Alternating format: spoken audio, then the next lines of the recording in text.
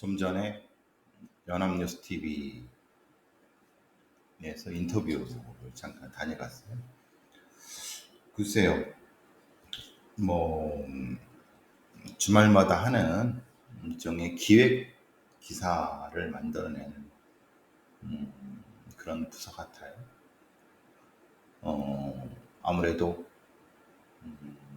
이런 공간이 있으니까 또 와서 인터뷰도 하고 이런 거 괜찮은 것 같아요. 예전에 제가 SDU에 있을 때 가양동에 있는 거기서 어, 저기 방송사 카메라가 많이 들락날락 했었죠. 어쨌든 뭐 또 역시 밀양 사건과 사적 제재 관련된 얘기를 좀 했는데 글쎄요, 뭐 전 나름대로 할 말은 다 했는데 어떻게 편집될지 모르겠죠. 자, 제가 좀 전에 이제 제가 방송하는 몇 개를 이제 난 도대체 방송을 몇 개 할까 이것도 왔다 갔다 했는데 생각해 보니까 이제 수상한 메이람 크라임 은 계속 하고 뭐 KBS 라디오 더 뉴스토마토 그리고 또 이것저것 딱히 뭐 돈이 많이 되는 그런 어떤 사람은 뭐 그 소속사에 들어갔더니 경찰 번 거에 몇 배를 번다 그러는데 또 저는 또 제 그릇이 있으니까요. 예. 어쨌든 또 여러분 덕에 후원도 뭐 그래도 적지 않게 해주시는 덕에 커피라도 마시고 뭐 점심이라도 먹고 편도지만은 그러고 있습니다. 늘 감사하게 생각하고 늘 후원해 주신 분들 항상 뭐 고정적으로 또 좀 적지 않은 금액을 후원해 주시는 분들한테 늘 마음속 깊은 감사의 마음을 감사히 생각하고 있습니다. 또 여기 집기도 또 선물도 해주시고 또뭐 그런 분도 있어. 너무 여러분의 그에 보답하는 길은 제 길을 뭐 묵묵히 가는 길이라고 생각합니다. 제가 뭐 여러분한테 이제 뭐 딱히 그런 이 부분을 별도로 뭐 보답해드릴 다른 방법은 없고 제 길만 묵묵히 가면 될 거라고 생각합니다. 음, 오늘따라 이 인터넷 무선 인터넷 약간 불안하긴 해도 뭐 또 그러려니 하고 오늘 기사 좀 약간 몇 개 좀 볼까요? 오늘 기사 약간 보는 건 보니까 아, 그 조선일보에 기사가 한 두 개 났는데 단독 기사 교도소가 마약 사관 합격 공급처 10곳은 꿰뚫고 나온다 이런 거죠. 그러니까 우리가 보통 사기꾼이나 뽕쟁이들이 뭐 별거 아닌 애들이 교도소만 갔다 오면은 전문 마약 사범이 되거나 전문 사기꾼이 돼서 나온다. 이건 분명히 우리나라의 교정시설에 심각한 결함이 있는 것이 아니냐. 사실 생각해보면 저는 늘 말씀드리지만 우리나라의 법무부에 있는 교정본부 예전에는 뭐 교정청이라고 했던 어쨌든 뭐 지금도 교정청이요. 했던 조정 관련 공무원들이 제대로 된 전문성이 있었을까? 물론 제가 SD에 있을 때 가르쳤던 교도관들은 열심히 또 하고 또 꽤 성실한 사람도 많았지만은 이게 제도로서 그리고 교도소의 교정시설로서 이게 제대로 된 역할을 하고 있을까? 저는 그렇다고 생각하지 않습니다. 즉 법무부가 아니라 교정본부, 교도소를 제대로 된 감사를 해본 적이 있을까라고 하는 의구심이 들어요. 지금 이런 건들을, 여러 건들을 보면. 예를 들면 이거예요. 필로폰 투약 혐의로 지난해 4, 5월에서 2월까지 한 10개월 빵에 갔다 온 뭐 37살짜리 뭐 김모 씨가 있는데, 아니, 수감된 후에 같은 방에 있던 형님이 하얀 가루를 줬더라. 필로폰이죠. 야, 뭐 원하는 거 있으면 말해. 돈 있으면 다 돼.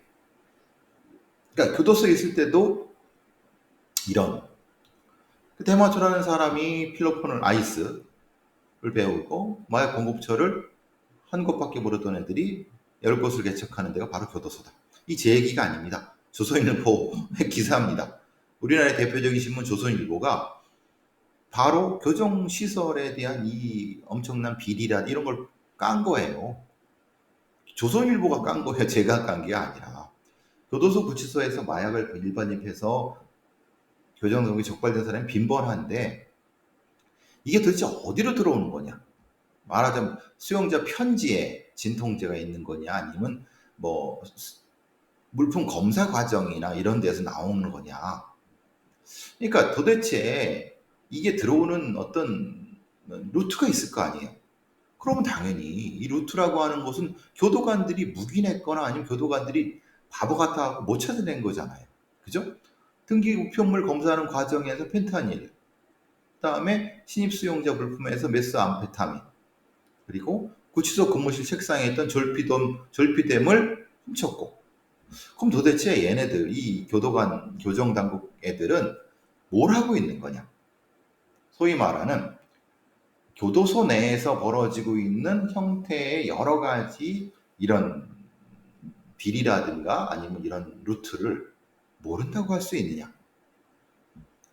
근데 번번이 이런 게 뭐 터지고 그러면은 이 구치소나 교도소에서는 우리가 열심히 잘하고 있다 막 하는데 실제로 마약 사범들은 마약 갔더니 뽕 빨아다 있어. 교도소가 아니라 마약 사관학교다. 이게 제 얘기가 아닙니다. 조선일보의 기사입니다. 도대체 그러면 지금 같은 형태의 마약 관련된 교정과 뭐 재활과 이것은 근본적으로 뭐가 잘못된 거 아니냐. 말하자면은 그러면 마약 관련된 애들은 재활시설로 옮기고 마약 사범 중에서 상당히 심각한 애들은 별도의 사동이나 벌던 시설 옮겨야지.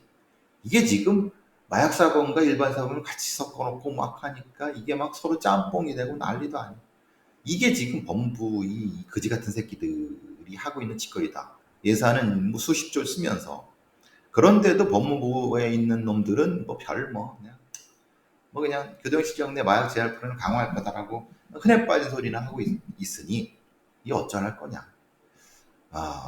그냥 대충 잘하겠지. 잘하긴 뭐를 잘합니까? 이 거지 같은 새끼들이 뭐 하는 건 있습니까? 참 갑갑합니다 이게. 대한민국이 마약 천국이 되고 이런 거는 강간범 천국이 되는 이게 다 이런 교도소라든가 교정이라든가 아니면은 수사사법당국이라든가 그걸 맡고 있는 놈들 제 역할을 못해서 그런 거 아닙니까? 이게 근본적인 개혁이 필요한 거 아니에요? 이따위로 가면 이게 되겠습니까? 좀 전에 이제 지금 윤희근 경찰청장 다른 얘기입니다. 윤희근 경찰청장이 지금 임기가 8월이 이제 좀 이따가 이제 새로운 경찰청장이 나옵니다. 말하자면은 새로운 경찰청장이 저게 되는 거죠. 그래서 지금 엊그제 치안 정감, 말하자면 치안 총감은 4개, 경찰청장이죠. 치안 정감 3개. 얘들에 대한 인사가 있었는데 다 그 법에 그나물 같은 놈들. 무슨 기획통이니 무슨 통이니 꼴값도 하는 거죠. 도대체 그럼 걔네들이 뭘 했는지 한번 평가나 해봅시다. 예? 걔네들이 무슨 수사를 했건 뭐 정책을 내놓건 그러니까 최소한 차관급 정도 그것도 보통 차관이 아니죠. 경찰청장이 되고 그리고 서울경찰청장이 되고 부산경찰청장이 되고 예를 들면은 인천경찰이 되는데 그게 된 기초 자료를 일반 시민들이 전혀 몰라. 그냥 잘났으니까 잘난 것 같아. 이따위로 해가 그런 대한민국 치안을 책임지게 할 수 있습니까? 기록도 없어. 평가도 하지 않아. 지들이 마음대로 그냥 지들끼리 치안정책성 경찰대 치안정책연구소에서 한국공안행정학회와 증거기반 경찰활동 세미나를 했다고 합니다. 이 기자는 이게 무슨 소리인지 할까? 그러니까 지금 경찰대학이나 이런 데에서 지속적으로 공동학술 세미나를 열고 있습니다. 증거기반 에비던스 베이스드 펄리싱이라고. 이게 무슨 소리인지 할까? 네? 이 기사를 쓴 이데일리의 손의연 기자님, 이게 뭔지는 알고 이 기사를 쓴 겁니까? 이 황당해서. 그래, 어쨌든 뭐 전국의 교수 전문가라는 애들이 32명이나 할 경찰활동, 치안정책, 치안 데이터, 학습, 인공지능, 뭐 법심리감점, 연구방법 등등에서 뭐 논의를 했다고 하는데, 제가 경찰 관련된 논문이라든가 뭐 소위 뭐 형사법적 논문은 모르겠지만 경찰 관련된 이런 학술지의 논문들을 보면 하도 수준이 낮아갖고 제가 기가 차갖고 아예 상대가 안 해. 저도 계속 뭐 메일로 뭐 학술지 뭐 소식 뭐 투고하라고 오는데 아휴, 수준이 낮아갖고 제가 그냥 금묵자흑이라고. 자, 증거 기반 경찰 활동이라고 하는 것은 그러니까 말 그대로 물적 증거 관련돼서 수사 활동을 해야 되는 거 되게 당연한 거 아닙니까? 그러면 한국에서는 증거 기반 치안 정책을 어떻게 해왔는지 평가할 수 있습니까? 아니, 흔히 말하는 여기 수사연구 이것처럼 수사한 기록을 객관적으로 평가하지도 않고 평가도 못하고 지들끼리만 하는데 무슨 증거 기반 치안 활동이에요. 말 같지도 않은 소리지. 기본 전제가 잘못됐는데. 그러니까 말하자면 그 증거는 도대체 뭐야? 자백을 말하는 거야? 그러니까 증거 기반 치안 정책이라고 하는 것이 뭐야 도대체? 그러면 증거 보관실은 있어? 증거 보관 법은 있어? 부검 관련 법은 있어? 아니면 부검 관련을 제대로 정리를 해놨어? 아니면 사건 기록을 제대로 정리를 해놨어? 공개를 해놨어? 평가했어? 근데 이제 뭐 치안 데이터를 통해서 인공지능 학습한대요. 제가 말씀드렸지 않습니까? 이게 얼마나 위험한 짓인지. 왜? 수사를 했는데 그 데이터를 평가하지 않아. 그게 제대로 한 건지도 몰라. 그런데 그거를 인공지능 학습을 시켜? 야, 아주 나라 말아먹을 일 있냐? 네? 대한민국 치안을 말아먹을 일 있냐? 3부는 고위 경찰 공무원의 역량의 필요성, 뭐, 의사결정. 같지도 않은. 고위 경찰 공무원의 역량이라고 하는 의사결정을 제대로 하려면 걔가 거기까지 커오는 동안, 그러니까 초급 간부, 중간 간부 하오는 동안 제대로 된 평가를 받고 제대로 된 일을 했는지에 대한 거를 객관적으로 평가를 받으면 됩니다. 지들끼리 자유행위하지 말고 참 이런 기사를 보고 또 뭐 경찰청장 뭐 한다고 뭐 하는 거 보면 아휴 참 대한민국 경찰이 언제나 처리될라나 참 안타깝습니다. 안타깝습니다. 조선일보에서 또 하나의 기사를 냈어요. 이거 보고 저는 막 아까 저기 연구소로 출근하다가 막 웃었어요. 그게 뭐냐면 월간조선 뉴스룸 심층 취재 안보 정치 파트입니다. 월간조선에 경찰의 대공수사 전담 6개월 전현직 안보경찰 10인의 격정 토로라고 하고 땡땡 직업 멸공은커녕 공멸할 판. 이 말장난 되게 잘했네요. 멸공은커녕 공멸할 판. 이 말장난인 거죠. 왜 그러느냐? 뭐 이런 거예요. 안보경찰 암울하고 참담한데 희망은 없다. 안보경찰 70%가 대공수사를 경험하지 않았다. 그냥 왔다가 그냥 가는 3개월째 국법법 법령만 보고 있는 중이다. 그런데 윗대가리들은 막대 그래프를 세워놓고 실적만 매긴다. 일선서 안보과 대부분 폐지됐다.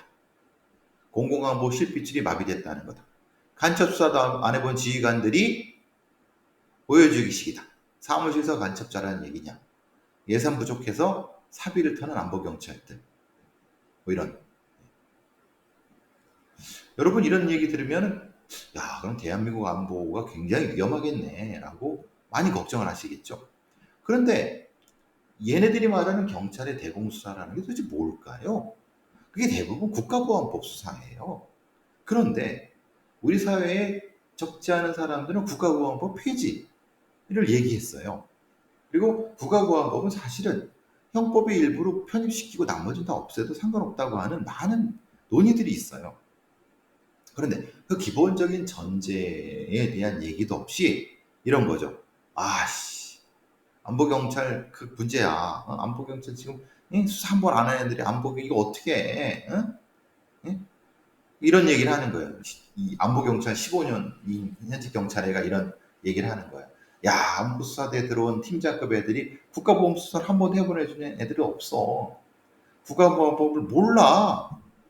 사회주의 태동 배경이 뭔지, 응? NLPD가 뭔지, 응? 그 주체사상 주세파가 뭔지, 응? 몰라 이런 것들을 막 한숨 쉬고 막 보고하는 바쁘고 막 그래요. 자, 그러면은 이제 다른 쪽에서는 아예 국가법을 없애고 그 중에 중요한 조항은 형법으로 넣어도 상관없는데 라는 얘기가 되고 있는데 얘네들은 과거에 그 70, 80년대, 90년대 말하자면 남영동, 홍제동, 대검분실에서 간첩 잡아갖고 조지고 고문하고 뭐 이런 형태 이런 환상을 가지고 있나? 그러니까 물론 저도 사실은 소위 말하는 방첩 수사 필요하다고 봅니다. 그런데 문제는 기본적으로 얘네들이 이 안보경찰 애들이 안보경찰이라는 애들이 10년이 20년이든 물론 지난 63년간 국정원에서 해온 건데 그런 어떤 거를 도대체 어떻게 해왔으며 그 성과가 뭐며 그 어떤 능력이란 게 뭔지 이런 것들을 평가를 해봤느냐. 그러니까 대체적으로 이런 거예요. 이 대공이든 안보경찰 애들은 우리는 열심히 잘해왔다. 그런데 소위 말하는 더불어민주당이나 민주당 계열의 정권이 들어서면서 국정원으로부터 이것을 대공수사권을 올려갖고 하니까 이게 문제다. 이게 문제입니까? 아니 그게 아니라 애초에 정보기관이 간첩전단 명분으로 정치 탄압을 하고 무고한 사람을 갖다 죽이고 뭐 했던 이런 여러 가지 안 좋은 것 때문에 그렇게 된 거예요. 그러면은 얘기를 이렇게 하죠. 방법 수사 필요하다. 응? 방첩 수사 필요하다. 그런데 그 방법과 역량을 어떻게 할 것인가에 대한 얘기를 해야 되는 건데 엉뚱한 소리를 하는 거예요.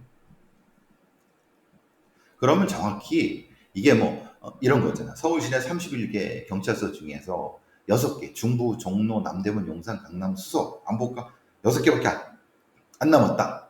응? 나머지는 계로 격화됐고 응?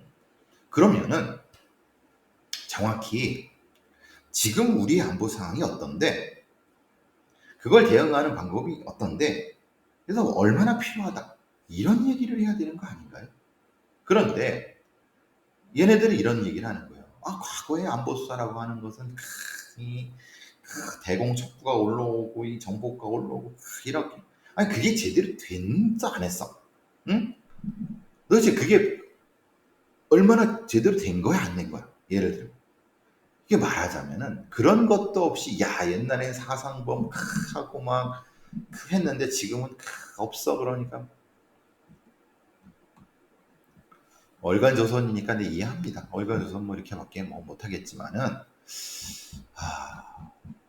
저는 사실 이 안보경찰들 싹 다 없애버리고 새로운 형태의 방첩수사대 같은 지금 말하자면 북한에서 내려보내는 그 간첩이 있습니까? 있겠죠.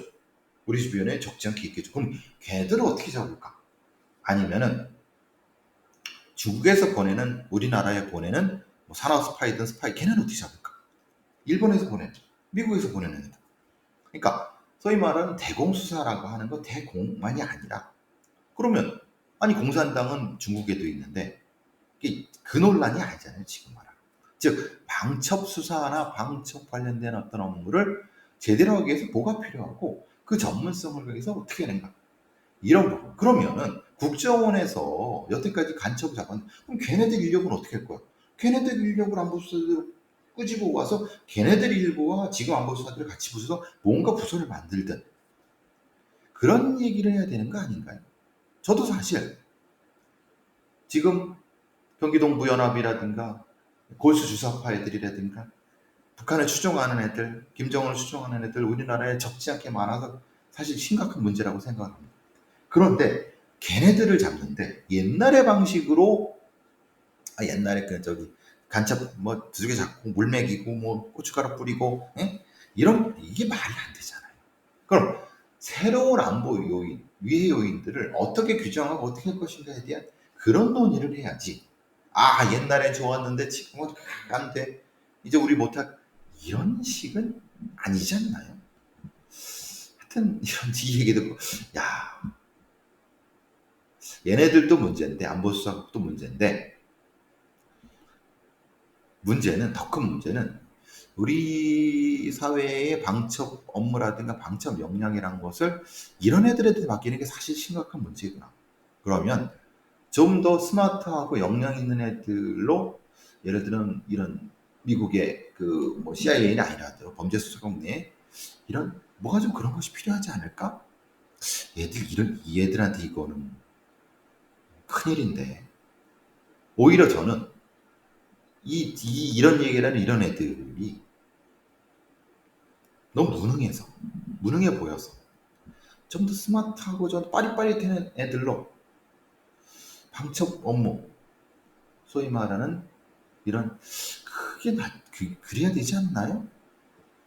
물론 한꺼번에 바꿀 수 없을 겁니다. 그런데 너무 얘네들은 캐캐 묵은 것 같다. 월간조선의 이 소위 전현직 안보경찰 10명이라는 사람은 글쎄 그래요. 당연히 공산당도 잡아야 되고 아니 북한 공산당도 잡아야 되고 중국 공산당도 잡아야죠. 어떻게 잡을 건데? 어떤 방식으로 잡을 건데? 옛날 방식으로 제대로 잡긴 제대로 잡았어. 응? 이 얘기는 옛날에 군사정권에 있었던 그런 안보경찰은 되게 잘했다는 거잖아요. 잘했습니까? 어? 한번 어떤 사건이든 한번 놓고 한번 좀 평가를 한번 해보죠. 그래서 당신 진짜 잘했습니다. 인정. 내가 깨끗이 사과하고 내가 다시는 이런 얘기를 안 할 거야. 그런데 참 웃음만 나옵니다. TV조선의 단독인데 기억나실 겁니다. 인천 세관에서 해외 마약 조입범원들의 마약 밀수를 도왔다는 의혹으로 수사를 하고 있습니다. 경찰에서. 그런데 그때 담당 검사에 직무배제 요청을 했다는 걸 이게 사실은 굉장히 뭐라고 하나 굉장히 드문 일이에요. 이런 일은 없어요. 이거 법에도 없고 규정도 없어요.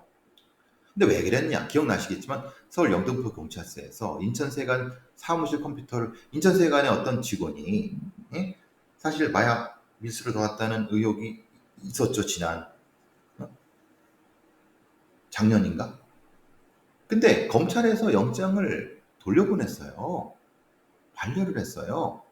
그러니까 사실은 영등포 경찰서에 수사하는 애들은 뭔가 찜찜한 거야. 이게 혹시 이 검찰 남부지검에 있는 어떤 검찰이든 아니면 관련된 어떤 애들 이게 혹시 이게 연관된 거 아니야? 라고 하는 의심이 설마 그랬겠습니까만은 현재는 그렇습니다. 경찰은 말레이시아로부터 필로폰 24km를 밀반입하는 인천세관청 7명을 입건해 수사 중입니다.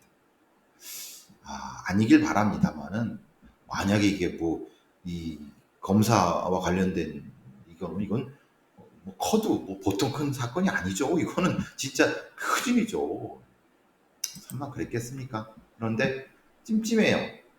도대체 믿을 놈이 없어요. 찜찜해 너무. 그래요. 너무 찜찜해. 어, 이게 지금 우리은행에서도 대형 사고, 100억 넘는 사고도 났고, 이게 사실 우리 사회의 시스템이라는 게 오늘 아침에 보니까 여러분도 느끼시겠지만은 갑자기 스팸, 저도 어제 무슨 뭐 누가 제가 컴퓨터를 샀대요. 배송 중이라는 거야. 난 그런 적이 없거든. 그러니까 제 어떤 뭐 어디 어떻게 해서 해킹 당한 게 그런 어떤 스미싱을 보낸 거죠. 그거 말고도 예전에 비해서 예전과 다르게 상당히 많은 어떤 이런 문자들이 옵니다. 알고 보니까 그러니까 문자 메시지를 그 보내는 그 업체가 해킹이 당했다는 거예요. 제가 여러분 말씀드리지만 우리나라의 어, 이 통신회사 3사 그리고 카드회사 다 털렸습니다. 실제로. 그러니까 여러분의 인적사항 기본적인 인적사항 정도는 웬만하면 해커들이 중국인 해커나 어떤 어디 해커들이 가지고 있다고 보시면 돼요. 참 안타깝지만 어떡하겠습니까? 그런데도 문제는 우리나라의 은행이라든가 통신사라든가 아니면 카드사 이런 애들이 이 보안이나 이런 거에 돈을 잘 쓰려고 그러지도 않아요. 맨날 터지고 나서 뭐 어? 잘하겠다. 그리고 또 터지고 한심하지 않습니까? 카드회사나 금융기관은 더 그렇고 지들 내부에 훔쳐가는 놈도 제대로 못하느니 무슨 뭐 어쨌든 저는 일단 이천에 잠깐 갔다 와야 될 것 같아요. 자, 오늘 많이 덥습니다. 이제 내일 모레 이제 남부지방은 장마가 올라온다고 하는데 후덥지근한 마른 장마 아주 지겨워요. 조심하십시오. 더위